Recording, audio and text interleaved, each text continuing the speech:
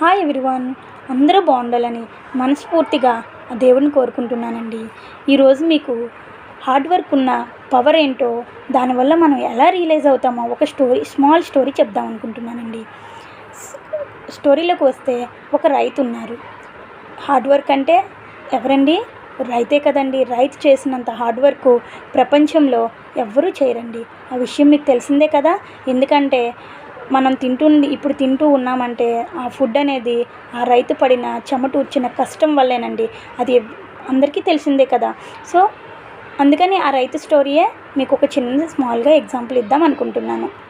So రైతు వాళ్ళ డాటర్ని తనలా కష్టపడకూడదని ఒక సిటీలో పెంచుతున్నాడండి. సో సమ్మర్ హాలిడేస్ అవ్వడంతో తన డాటరు వాళ్ళ విలేజ్కి వచ్చింది. సో వాళ్ళ నాన్నగారు పనిలో మార్నింగ్ వెళ్ళడంతో తను కూడా నేను వస్తాను నాన్నగారు అని చెప్పి బయలుదేరింది. సో వాళ్ళ నాన్నగారితో వెళ్తూ ఉంటే తను నడలేక తన కాళ్ళు నొప్పి పుట్టాయి. అయినా కూడా నేను పొలానికి వెళ్తాననే సంతోషంలో తను వాళ్ళ నాన్నగారితో వెళ్ళిపోయిందండి. సో వెళ్ళిపోయిన తర్వాత పొలానికి వచ్చారు. వాళ్ళ నాన్నగారు పని చేయడం స్టార్ట్ చేశారు. తిని కూడా ఎంతో కొంత వాళ్ళ నాన్నగారికి హెల్ప్ చేద్దామనే ఉద్దేశంతో పొలంలో దిగింది. అప్పుడు పొలంలో మీకు తెలుసు కదండి, వరి చేనులో ఉన్న కలుపు మొక్కలు ఉంటాయి. సో కలుపు మొక్కలు అంటే ఏంటండి? అవి మనం వేస్తున్న ఎరువులు కానీ అన్నీ కూడా అవి ముందుగా పీల్చుకొని పెద్దవయ్యి సో పంటను నాశనం చేస్తాయి. సో అన్వాంటెడ్ ప్లాంట్స్ అన్నమాట. ఆ ప్లాంట్స్ని మనం ఎంత ఎర్లీగా రిమూవ్ చేయగలిగితే సో వరి చేను అనేది బాగా పెరుగుతుంది. సో వాళ్ళ నాన్నగారు ఆ అన్వాంటెడ్ ప్లాంట్స్ని రిమూవ్ చేస్తారు. సో తనకి తెలియకుండా తను కూడా తీద్దామని ట్రై చేస్తుంది. బట్ తిని సిటీలో పెరిగింది కదండి, చాలా సెన్సిటివ్గా ఉంటాయి హ్యాండ్స్ అనేవి. ఎంత ట్రై చేస్తున్నా రావట్లేదు. సో తన చేతులు నొప్పి పుడుతున్నాయి. అయినా కూడా గట్టిగా లాగి తను సాధించింది.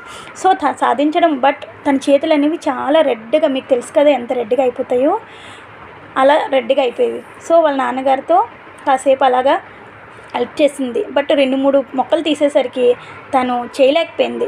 సో వాళ్ళ నాన్నగారితో చెప్పింది, ఈ పని ఇంత కష్టంగా ఉంది కదా, నేను అస్సలు చేయలేకపోతాను. పైనుంచేమో ఎండ, కిందనేమో బురద, ఈ రెండు కూడా నాకు ఎంత కష్టంగా ఉందంటే అస్సలు చేయలేకపోతున్నాను గారు. నేను ట్రై చేస్తాను, అయినా కూడా ఒక 2-3 మొక్కలు తీయగలిగాను, ఇంకా తీయలేను. అప్పుడు వాళ్ళ నాన్నగారు అన్నారు, సరేనమ్మా నువ్వు కొంచెం వాటర్ తాగి ఆ చెట్టు కింద వెళ్ళి నీడలో కూర్చొని.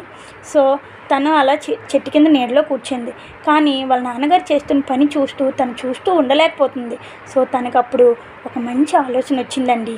ఎప్పుడైనా కష్టం నుంచే మనకి ఒక గుడ్ థాట్ అనేది వస్తుంది. అలాగే తను ఏం ఆలోచించిందంటే, మా నాన్నగారు ఇంత ఎండలో ఇంత బురదలో ఆ మొక్కను పీకుతుంటే ఎంత నొప్పి వస్తుంది కదా, నేను ఫ్యాన్ కింద చల్లగా ఏసీలో హ్యాపీగా కూర్చొని చదువుతున్నాను అంటే మా నాన్నగారి రక్తాన్ని నేను పీలుస్తున్నట్లు లిటరల్గా చెప్పాలంటే. సో అలాంటిది నేను చదవలేను, హాయిగా హ్యాపీగా ఉంటున్నప్పుడు ఓన్లీ నేను యూజ్ చేయడం వల్ల నా మైండే కదా, so I can do that అని తను స్ట్రాంగ్గా అక్కడే డిసైడ్ చేసుకుందండి బాగా చదవాలని.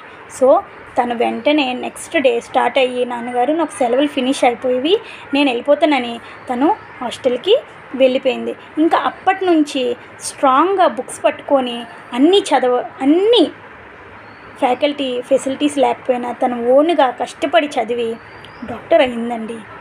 సో డాక్టర్ అవ్వాలంటే అంత ఈజీ కాదు కదా, అది కూడా విలేజ్ నుంచి వెళ్ళిన ఒక అమ్మాయి డాక్టర్ అయ్యమంటే అంత ఈజీ కాదు. అంటే తను ఎంత కష్టపడిందో, అంటే ఆ హార్డ్ వర్క్ ఆ తండ్రి ఇచ్చిన మోరల్ సపోర్టు, అంటే లిటరల్గా వాళ్ళ నాన్నగారికి తెలియదు నేను నిజంగా సపోర్ట్ ఇచ్చానా మా పాపకి, బట్ వాళ్ళ నాన్నగారే తనకి ఇన్స్పిరేషన్ అయ్యారు అక్కడ. ఎందుకంటే హార్డ్ వర్క్ చేస్తుంది వాళ్ళ నాన్నగారు, వాళ్ళకి ఇంకేం తెలియదు. ఆ హార్డ్ వర్క్ని చూసి ఈ పాప డైరెక్ట్గా ఇన్స్పైర్ అయ్యి సో తన లైఫ్కి తను అప్లై చేసింది. అంతే, మనం ఏదైతే ఫీల్ అవుతామో అది మన లైఫ్కి అప్లై చేస్తూ మనం డెవలప్ అయితే మన ఎవ్వరూ అడ్డలేరండి. అది ఎన్ని వచ్చినా కూడా అబ్స్ట్రాక్ట్లు వచ్చినా తన డాక్టర్ అయ్యింది. అందరికీ కూడా పేషెంట్స్కి హెల్ప్ చేస్తూ ఒక విలేజ్లోనే ఒక హాస్పిటల్ పెట్టిందండి. అది మోరల్ స్టోరీ అండి. మీకు అందరికీ నచ్చినట్లయితే like to my channel. Thank you.